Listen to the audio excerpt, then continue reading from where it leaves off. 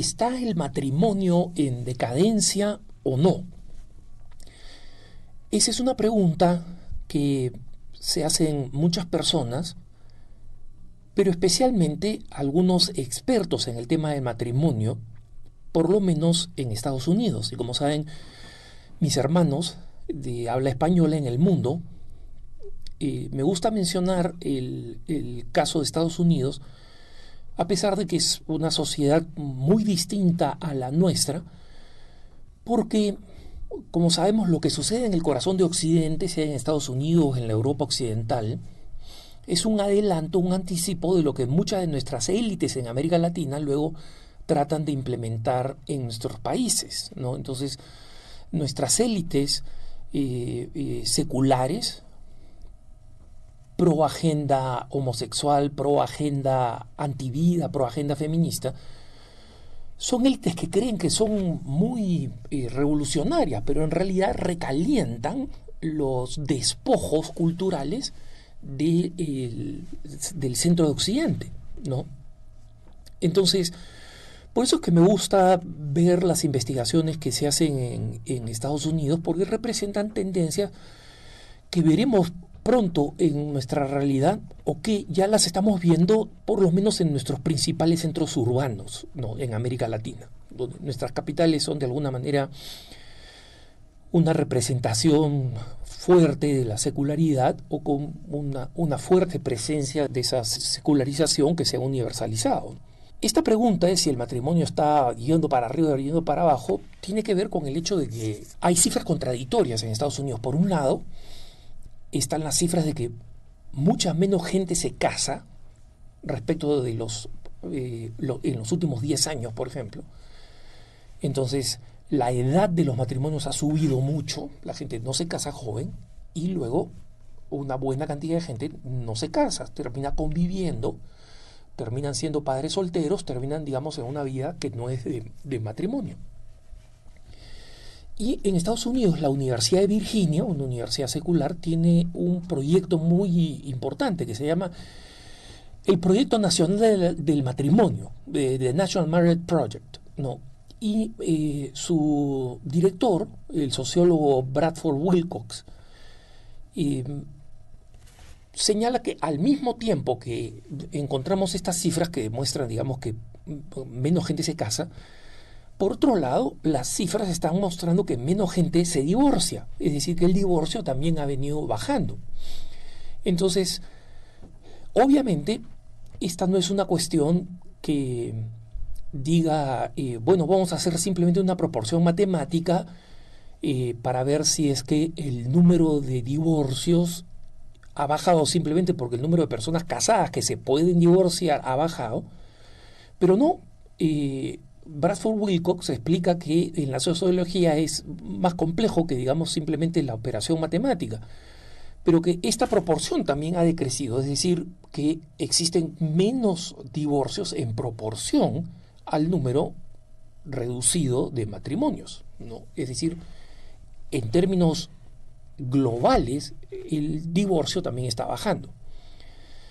Entonces, Wilcox dice, mira, yo creo que esto tiene que ver con las cifras que han mostrado las últimas investigaciones, porque, como digo, lo interesante de este proyecto nacional del matrimonio en la Universidad de Virginia es que los datos son datos completamente estadísticos. Acá, digamos, parten del punto de que el matrimonio es un bien social, ¿no?, y que por tanto hay que irlo investigando, porque es bueno para una sociedad que existan matrimonios, que existan familias. Como sabemos, la familia es la célula fundamental de la sociedad, y una sociedad se desploma si no hay familias, ¿no?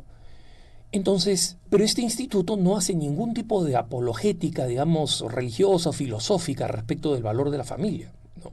Y ellos señalan Wilcox dice que hay una especie de despertar de los millennials sobre una visión demasiado romántica e infantil del matrimonio, donde, digamos, ya sea, y esto lo agrego yo, ya sea por influencia de Hollywood, ya sea por influencia de los modelos que tenemos o antimodelos de los artistas y actrices, de las telenovelas, de los contenidos que recibimos, pero el hecho real es que en general había una visión del matrimonio como una realidad que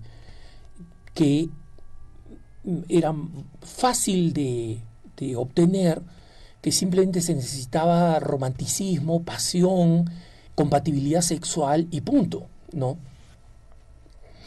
Y justamente revisando la información de la encuesta social general que realizan los sociólogos norteamericanos cada 2 años, hecha por la Universidad de Chicago, ¿no?, en los Estados Unidos, Wilcox y su colega del mismo instituto, Lyman Stone, dicen lo siguiente respecto de las cifras que han descubierto sobre matrimonio y convivencia sexual entre los jóvenes de hoy en Estados Unidos.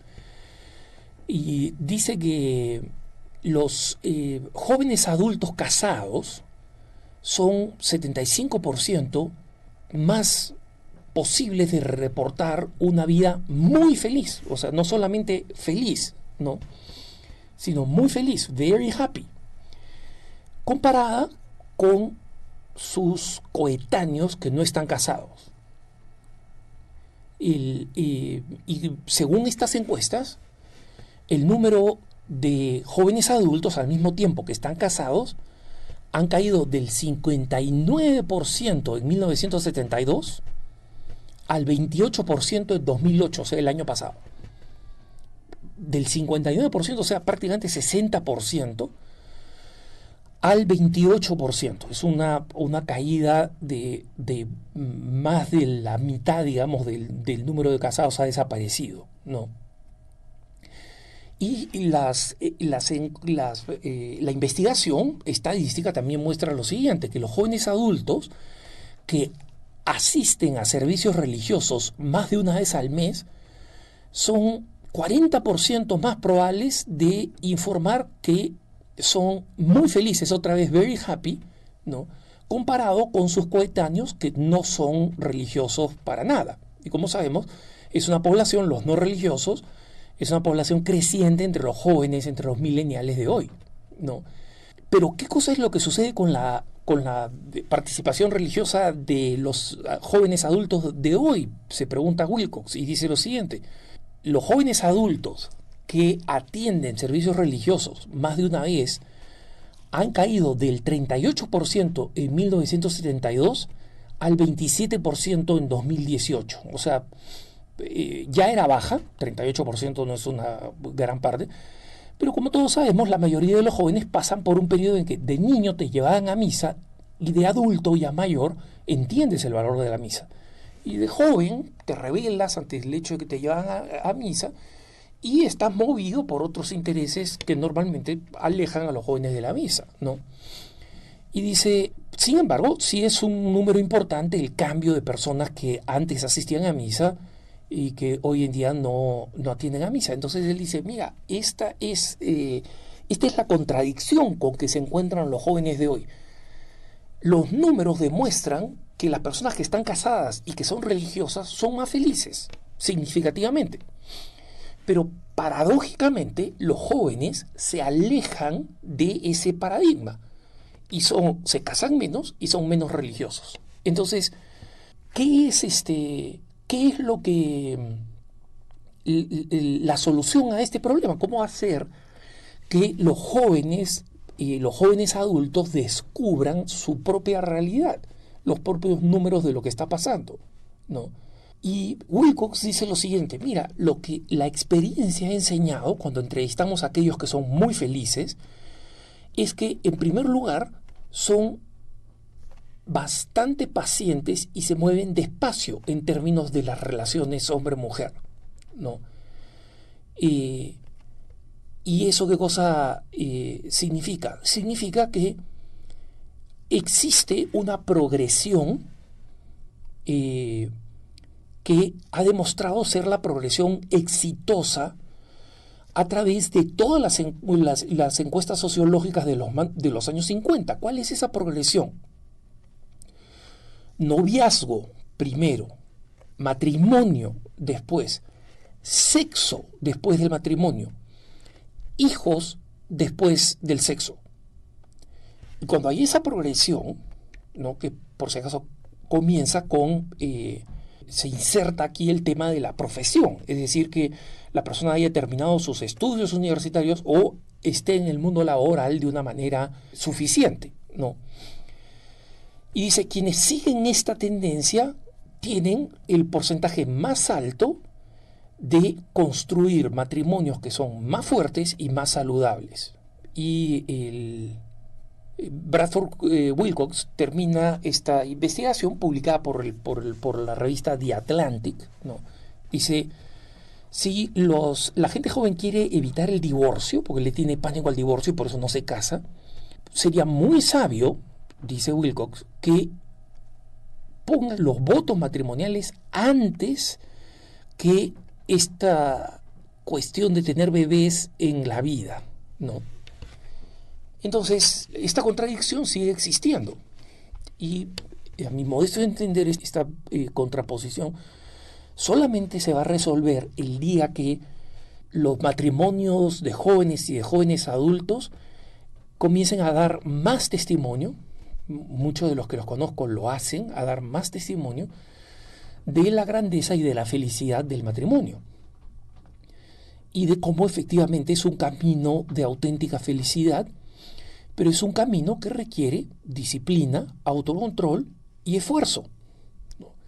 Yo conversaba con uno de mis múltiples amigos casados, un gran católico, que tiene varios hijos, dos de ellos con discapacidades, y en consecuencia su vida matrimonial no es fácil.